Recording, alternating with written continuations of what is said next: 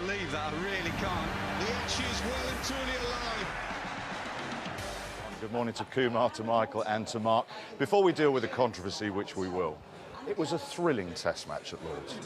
We've had two thrilling test matches, great individual performances, two tight games, very, very fine margins, obviously won by Australia. Great drama throughout both games, and just a hint of controversy as well to top it up. But we've got to the stage where England need a near miracle now. Give us an impartial view on what you saw at Lord's, Kumar, please. Yeah, I thought it was just an absolute brilliant game of cricket. You had everything in it. Individual performances, tight moments, controversy, and just the lifting of the skill of two sides that really wanted to win those big moments. And it's interesting to talk about how big it is in England and Australia, but what this particular series and these two matches have contributed to is just interest that is far wider than those two countries. And I've been, on social media at certain times, and you scroll through some of the comments. They're from every corner of the cricketing world, and it's amazing to see that entertainment value in Test cricket, especially in this series, has really captured the imagination of a lot more than just English and Australian cricket fans. Some excellent cricket at Lord's, and at times a sombre crowd, until this.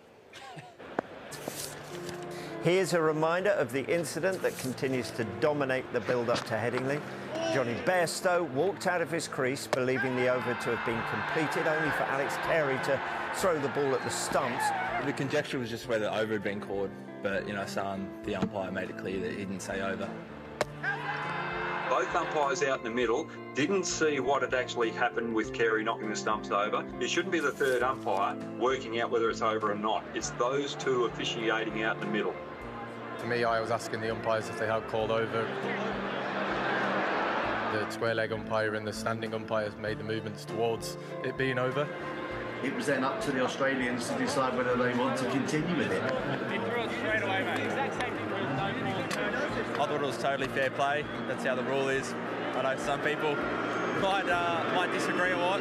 If the shoe was on the other foot, I would probably just have to have a little think around the sort of whole spirit of the game and things like that. So, look, it's happened, it's out. Lord's crowd furious, but the law's upheld. It is out, but I thought Australia could have called Bairstow back at that instance. That brought Broad to the crease, who immediately made clear his unhappiness at Bairstow's dismissal. So we all ever going to be remembered for that? So we all ever be remembered for? Yeah. Yeah, he said yes.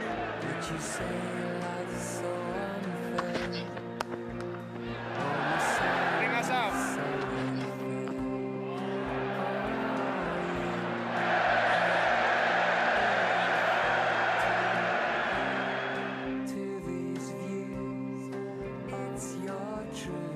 New evidence has emerged of the abuse dished out to the Australian team entering the long run. I think Ben's innings, I think that's the way to respond, isn't it? Is put it into your performance.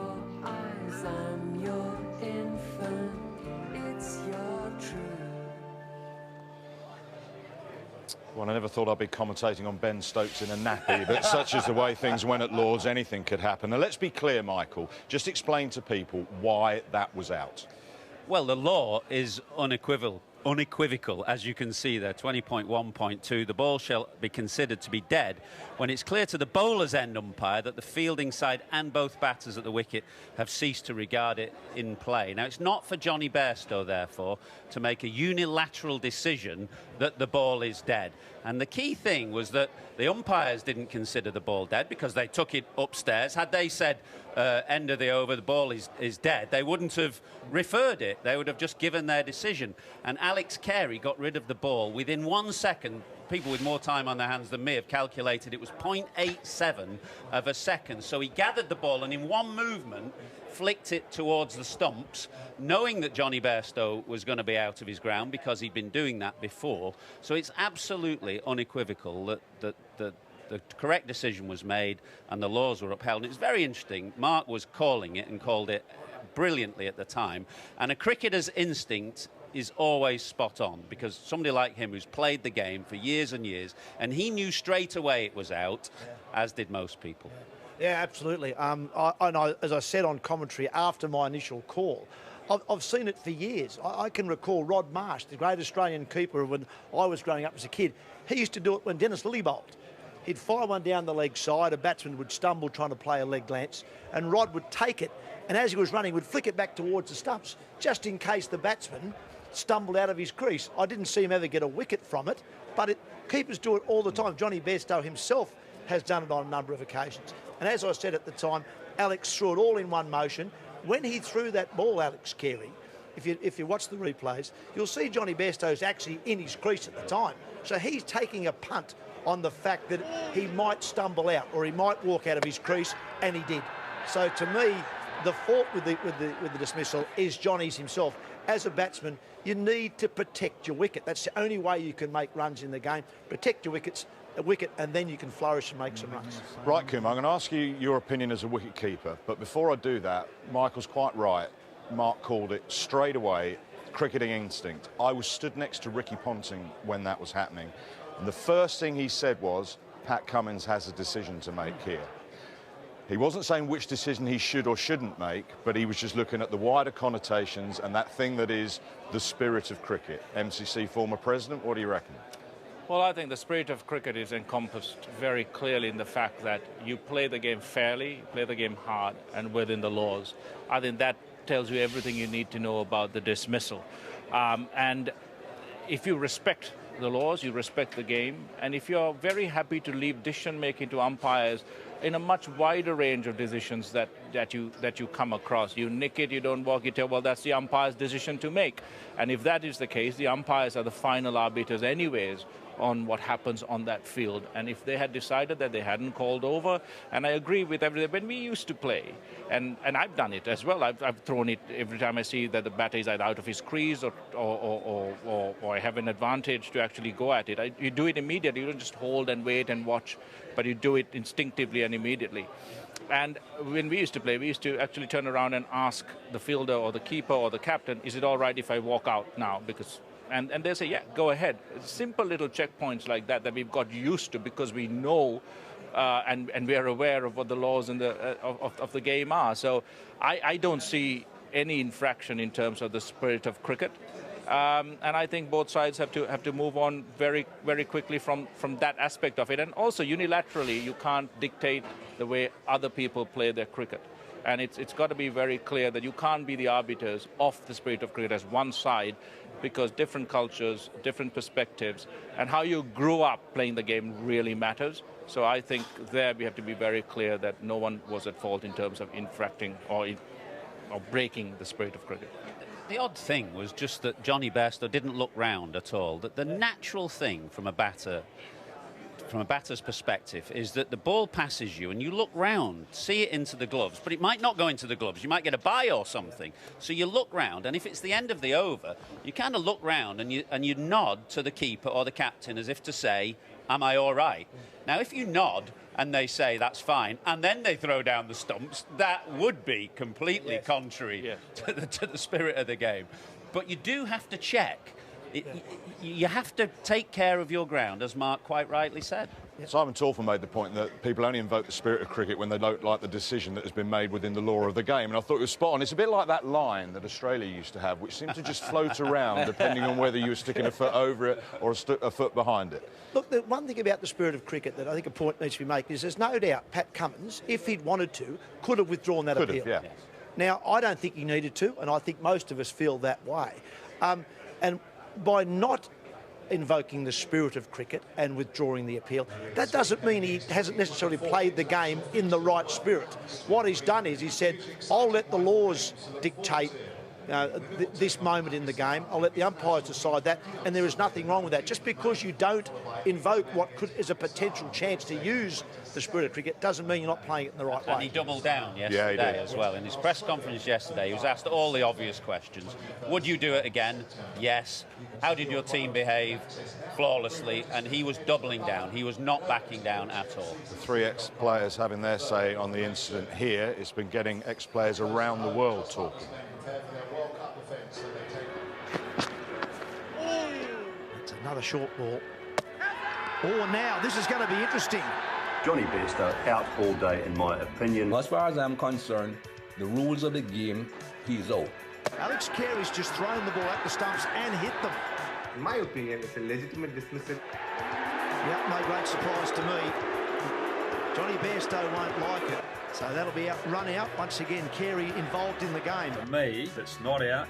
The third umpire should have come back to the umpire out the bowling end and said, did you deem it dead or not? So who got it right and who got it wrong? When I heard about the controversy surrounding Jonny Bairstow's dismissal in the test match at Lord's, it immediately came to mind that I thought the umpires had gotten it wrong. Because the reason I heard that the third umpire said that he was out is because none of the standing umpires on the ground had called over. Carey did not hold on to the ball for any period of time. It wasn't as if he gloved the ball, kept it and waited for Jonny Bairstow to get out of his crease. In my opinion, that would have been a bit too late. What he actually did was throw the ball towards the stumps. Immediately it lodged in his gloves because he thought and knew that Jonny Bairstow would wander out of his crease. It's not Bairstow's fault, it's the umpire's fault here. If we look at the umpire at the bowling end, he's the one that's in control. Law 20.12 states that the umpire at the bowler's end deems whether the ball is dead or not, considering what the fielders and batsmen think. Now, he's already thinking that the ball's dead because he's gone down to grab the cap of the bowler out of his belt buckle. I suppose for me the matter is, it was spontaneous. It was all in one motion for Alex Carey. I think the amount of time that the ball took, because it was a short pitch delivery that stuck in the surface, it took an eternity to get to the wicketkeeper. But his motion was all in one. So, for him, the ball was live, the game was on the go. And, he just obviously thought there was an opportunity to run him out. He didn't actually probably even see whether Jonny Bairstow scratched the ground, sort of, before making his way out of the crease. From my armchair back in New Zealand, Jonny Bairstow clearly got it wrong. His actions were found out. He was casual. He was silly, really, in the fact that he thought he had that kind of liberty to take. There are no such liberties these days in cricket, it seems. Alex Carey, for his part, he's not a villain. He was just doing what wicketkeepers apparently do, and that is looking for every semblance of an opportunity to catch a batsman out. First thing you learn when you're a kid, don't walk out of your crease until the umpire's called over or until the opposition give you permission to do so. He didn't do either. Alex Carey, one motion only, out all day. As a keeper, A, I've done a few dismissals like that. B, my only question would be, if Bairstow had done that to a spinner, just left the ball and kept walking, I think the keeper would have definitely taken the bails. And if it's a fast bowler, it shouldn't change and it wouldn't change. And that's exactly what Alex Carey has done. So you've got to say, at least in my opinion, it's a legitimate dismissal. I'm for the keeper on this one. And I guess that's the right way to go about it from my view.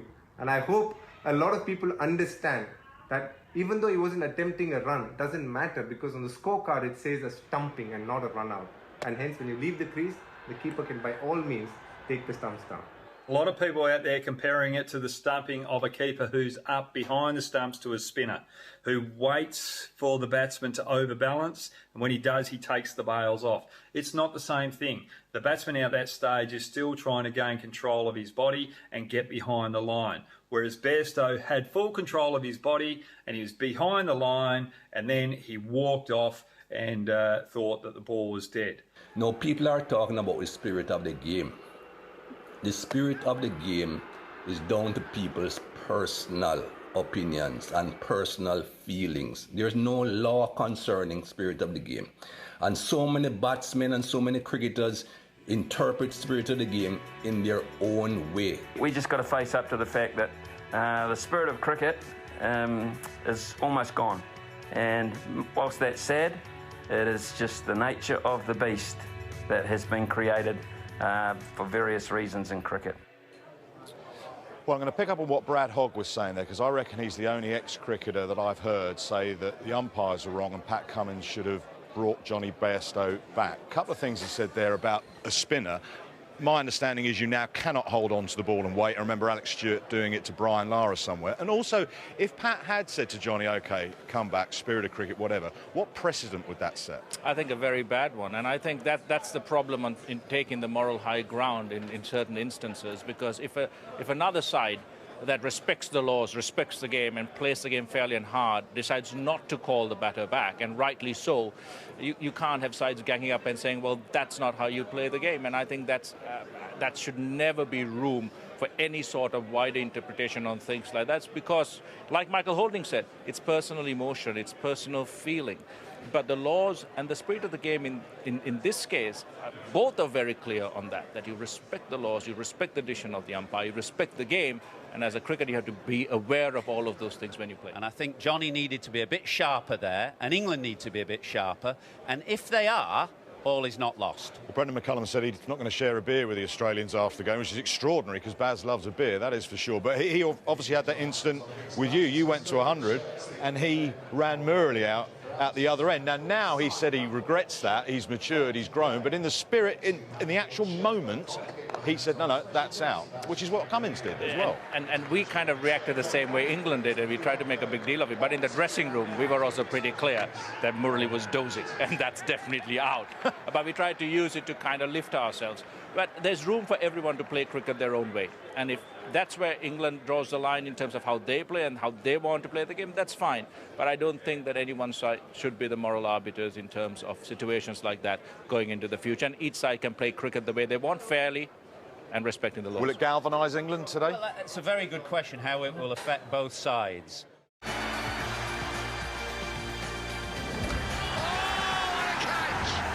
I cannot believe that, I really can't. The Ashes well and truly alive. Thanks, Mel. I don't know whether rugby league is your game, but there was a lovely moment a short while ago in Wollongong. The Dragons against the Raiders, that game going on. The Raiders scored a try and they celebrated in homage to Alex Carey. Absolutely fantastic. That was their celebration of the try. The game is going on as we speak, down in Wollongong.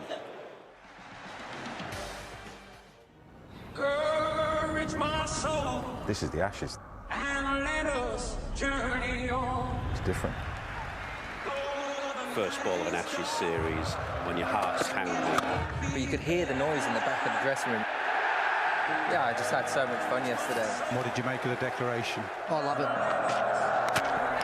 Got him, and it's Warner. I love playing the game of cricket, but it can be one of the toughest things also. You ever seen a field like that? You Aussie wingers. We can talk tactics, we can talk field placements, we can talk declarations, we can talk whatever we want. But what we'll be talking about is who won and who lost. Cometh the hour, cometh the man. And Australia are home. We're going to keep coming at Australia in the way that we did. Packed house at Lord's, best ground in the world. So I reckon some of the paintings even start talking about what in there. Yeah, it was good fun out there. He's 98. And taken. 331 bounces have been bowled in this game so far. I said to my wife yesterday morning, I said, if it comes down to it, I'm going to bat. And she goes, you're an idiot. And Lathan Lyon is hopping in. Unbelievable. The fielder has to have control of his body and movement. Oh, now, this is going to be interesting. The way that he plays these innings in run chases is what makes him stand out from the others. An epic way to go to a Test match 100. I've never seen Lords like this. This is Ashes cricket. This is what it's all about. Australia win. It's a tough one to swallow, sort of getting so close. Right, 3 to go. Got to win him. Mark Wood. All gone. The sport's always better in the north, isn't it? I haven't played a Test match for 4 years. To see my family and see how much it means to them is important. It's sort of why we play. And Rocket Man Wood is firing hot here. It's first time in front of my mum and dad. And talking of the Ashes, here he comes again. Stokes have played an amazing innings again. Oh, it's gone again. That's even further. We've had some good batters over the years. Hey! Ready to go. We know Test cricket, particularly Ashes cricket, more so, those little windows that you get, you really have to take. It's tense. Travis Head is doing his best impression of a Ben Stokes. Sunday, Headingley Test match, Ashes on the line. I would love nothing more than to see us go 2-all into the Oval. It was tense for a little while, but when Woody hit that 6, we kind of knew it was on. It's gone. It's out of here. Smashed through the offside, and Wood and Wokes deliver in the middle. Delighted to be here, stood here as man of the match, and great win for us, and it keeps the series alive. That dressing room is so solid. The contrasting emotions of sport there. A nice ring to it, getting 600th pole at the James Anderson end.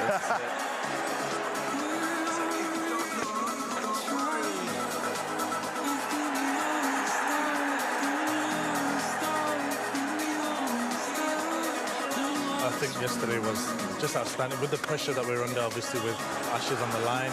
He has lit up Emirates Old Trafford, and the crowd are right into it.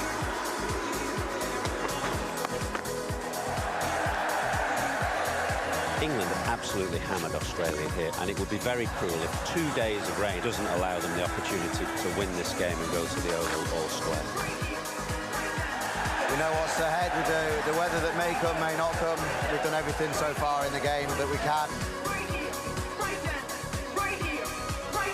If we win this week, then it's a draw, isn't it? It'd be lovely to not give them that privilege. Retaining is nice, but fully focused on trying to get the win. There's a group of players that are desperate to make this series 2-2 because we feel like we've played the style of cricket that deserves something out of the series. We know what this last game means to us as a team. I'm amazed the number of people have come up to me and said, this series is done, it's all gone. Rubbish! This series is alive, the Ashes have gone, but 2-2 sounds a whole lot different to 3-1, and there's so much to play for. Cricket has been unforgettable. Our way of going is obviously going to be positive. Can they cash in? Well, tomorrow or Monday will be my last game of cricket. It's been incredibly special, and I'll definitely miss it. I wanted to walk away playing with a group of players that I love to bits. There's no bigger or better time than right now. It's been absolutely unmissable from start to finish, entire series. 3 beautiful deliveries from Stuart Broad. Yeah, gone! He gets his fairy tale ending. England regain a lot of pride. An amazing Test match series. Thank you, Australia. Thank you, England. And I generally feel like it's almost what Test cricket needed. It is exactly what we needed.